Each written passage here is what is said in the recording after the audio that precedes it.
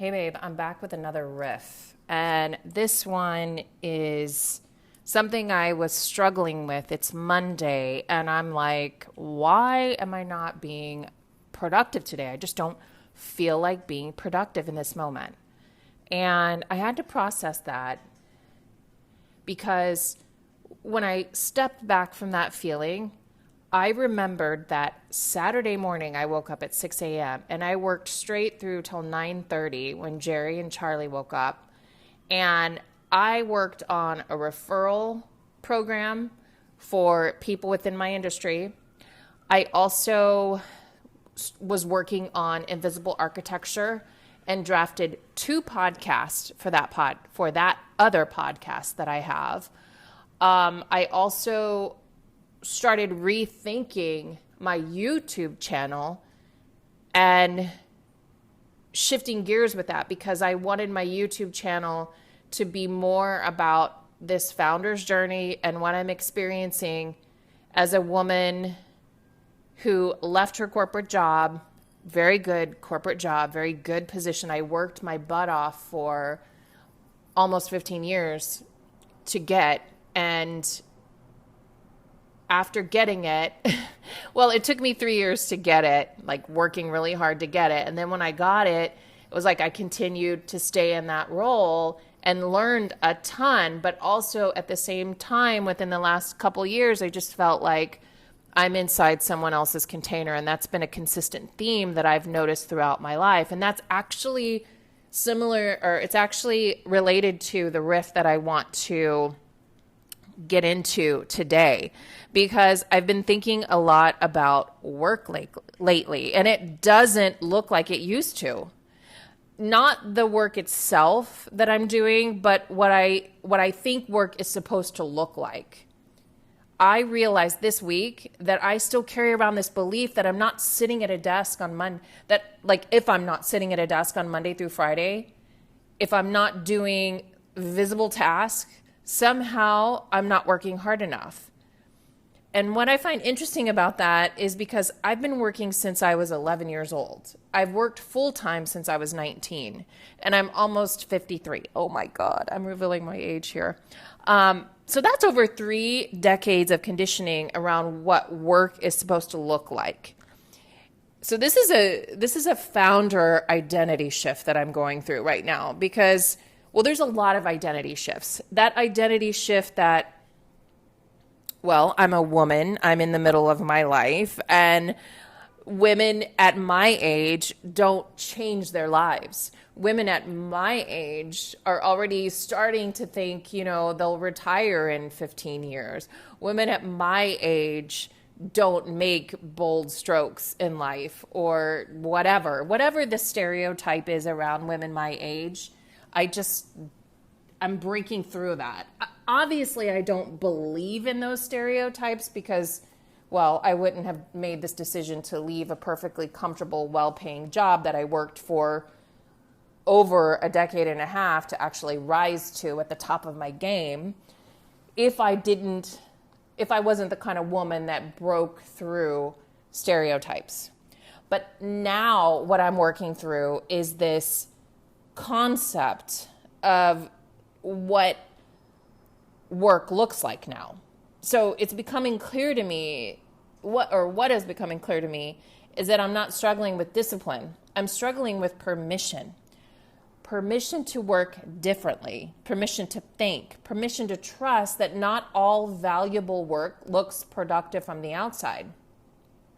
And for most of my career, my work was easy to identify. It was meetings, phone calls, sales. I've sold over $2 billion in luxury condos working on a real estate developer side. I've worked on multiple projects as a director of sales. So working had visible, tangible, hard number results for me. So I knew what my work days look like. And I mean, the typical workday was Monday through Friday, but if you work in real estate, you know that you're kind of working all the time. But I had this structure in place of Monday through Friday. And so, but now I'm building something new with CDDA, my development advisory company. And some of the most important work I do doesn't look like work at all. It's stuff that is just purely observational. So over the weekend, I had this realization. I find myself feeling really guilty because Monday would arrive and I wasn't rushing back into my traditional work schedule.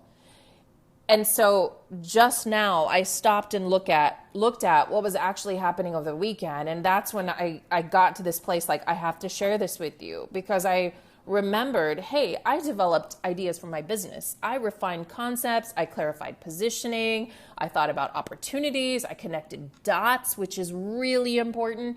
I filled pages of notes. I have like 5 pages in my notebook from just over the weekend of ideas and concepts and questions.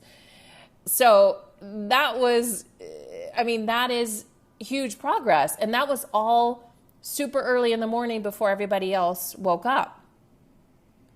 But then there's this part of me that's like, but when are you going to get back to work? And that was a fascinating realization, because what counts as work?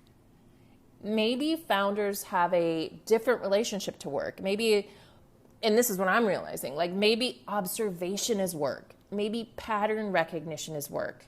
Maybe sitting in a restaurant and noticing why one place feels magnetic and the other doesn't is work. Maybe walking through a neighborhood in New York City or wherever you live and seeing an opportunity no one else sees is work. Maybe a conversation that sparks a new idea is work. Maybe rest is work. Because every major idea I've had recently emerged when I had space to think. It didn't happen when I was rushing. It didn't happen when I was forcing. It did not happen when I was trying harder. So here are my thoughts, and I'm calling it the female entrepreneur perspective, because I also wonder how much of this conversation applies specifically to women, because we've inherited many definitions of productivity that were built around industrial systems and traditional work structures. But women operate differently. There are seasons, there are cycles, there are periods of creation, there are periods of reflection, periods of integration, periods of action. So perhaps the goal isn't to force ourselves into someone else's rhythm. Maybe it's really just to understand our own. And maybe, for me at least, Monday is my integration day, because we come back from where we live in Westchester, in Pound Ridge. We have a weekend country home there, and we come back into the city. So weekend is like, I'm out there, I have mental clarity, breathing space, I slow down, I walk my dog on our property,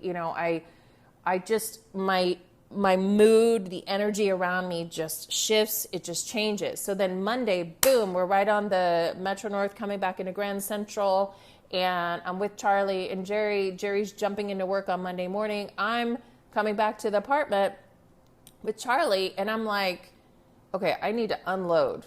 Like, Charlie, I need to unload everything I brought back from the house, and I was feeling guilty. And then that's when I process all this stuff. So maybe Monday is an integration day. Maybe it's a thinking day. Maybe it's a reflection over all my notes in my journal from the weekend, all my notes in my phone, all my voice notes, all the pages that I created on the cloud. Maybe Tuesday is my execution day. Maybe Monday is the day I gather all the lessons from the weekend and prepare for the week ahead. Maybe my rhythm already exists, and maybe my job is just simply to stop fighting it.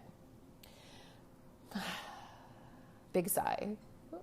So what if the question isn't, am I working hard enough? What if the better question is, am I creating value? Because those are not the same thing. And maybe one of the most important parts of becoming a founder is learning to trust that the work no longer looks the way it used to. Maybe the work is becoming someone who can trust herself.